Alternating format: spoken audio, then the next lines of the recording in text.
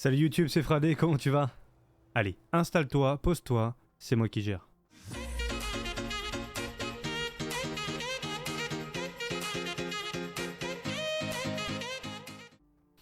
Alors YouTube, aujourd'hui nous allons voir les 5 choses à faire et à savoir pour profiter au mieux de ton expérience dans Hogwarts Legacy.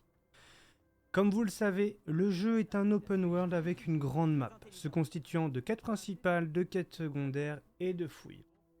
Et c'est notamment pour la partie fouille, exploration et pour les scènes de combat que ces 5 astuces vont être utiles. La première astuce est de faire les quêtes principales, jusqu'à la découverte des animaux fantastiques et du vivarium. Peut-être que pour toi ça semble évident, mais moi j'ai passé 10 heures sur le jeu à pas faire les quêtes principales, à faire que les quêtes secondaires et l'exploration, et je peux te dire que c'est pas 10 heures perdues, mais j'aurais aimé pouvoir les éviter. Car typiquement quand tu suis la quête principale, tu arrives à un moment où tu peux utiliser un balai. Et quand tu explores autour du château sans balai, les distances à pied peuvent te sembler longues. Et je te dis ça en connaissance de cause. Regarde cette map. Dire que j'ai fait majoritairement tout le haut de la map à pied.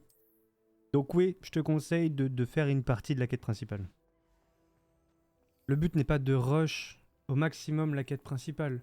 Le but est juste de te permettre de débloquer les éléments pouvant te permettre d'optimiser ta fouille et ton exploration plus tard dans le jeu. La deuxième chose à savoir, elle rejoint un peu la première, mais c'est pour les quêtes secondaires. Il ne faut pas négliger les quêtes secondaires non plus, parce que, ou notamment les exercices des professeurs, plus par là, c'est parce que du coup tu vas pouvoir apprendre d'autres sorts, et des sorts non négligeables, comme par exemple Alohomora. Le Alohomora te sera hyper utile quand tu vas vouloir fouiller à travers le château ou à travers Préolard, car tu vas avoir des cadenas ou des portes qui seront verrouillées et il va falloir les déverrouiller. La troisième chose à savoir, et pas des moindres, part du principe que tes choix ont une conséquence. Arrivé un moment, tu vas avoir le choix d'apprendre ou non les sorts impardonnables. Et part du principe que si tu choisis les sorts impardonnables, la fin du jeu ne sera pas la même. Évidemment, si on choisit le côté obscur de la force... Oui, non, c'est pas la même saga. Mais si on part du côté mauvais, notre fin ne sera pas la même que si on évite ce genre de sortilège. À toi de voir dans quel camp tu seras. La quatrième chose à savoir pour apprécier ce jeu, c'est qu'il va falloir que tu optimises tes sorts lors des phases de combat. Comme tu peux le voir, nous avons un choix entre 23 sortilèges, dont 3 pour la salle sur demande, les verts clairs, et 4, Lumos, Reparo, Wingardium Leviosa, etc., qui sont dites utilitaires. Cela, on n'en parle pas pour les phases de combat. Ce qui te laisse 16 sorts de combat. Comme le jeu est bien fait, tu as 4 slots de 4 sorts.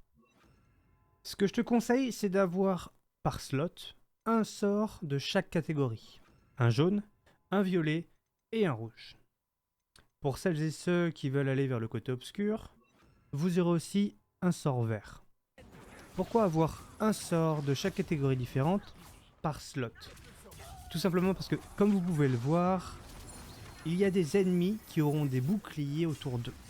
Il y a 3 boucliers de couleurs différentes. Un jaune, un violet et un rouge. Tu vois où je veux en venir. Pour casser les boucliers, il vous faudra un sort de la même couleur que celui-ci. Sauf si tu utilises un objet projeté sur l'ennemi ou une contre-attaque suite à un protego. Donc le fait d'avoir un sort par slot t'évitera de devoir changer de slot toutes les 5 secondes. Et pour la cinquième chose à savoir, elle se passe au niveau des points de compétence des sorts. Dans cette partie, il va être question de placer des points de talent pour améliorer tes sorts. Un niveau est égal à 1 point de talent. Il y a 5 catégories. Sort, magie noire, cœur, furtivité et salle sur demande. Ce que je te conseille, c'est de commencer par le cœur. car c'est dans celui-là que tu as les améliorations qui te permettent de débloquer d'autres slots de sorts. Monte celui-là à fond, et ensuite, tu peux te faire plaisir pour les autres. Sur ce, j'espère que la vidéo t'a plu. Si jamais tu as des remarques, des questions ou autres, n'hésite pas, tu as la barre de commentaires. C'est tout pour moi, c'était Fradé. Je vous fais des bisous.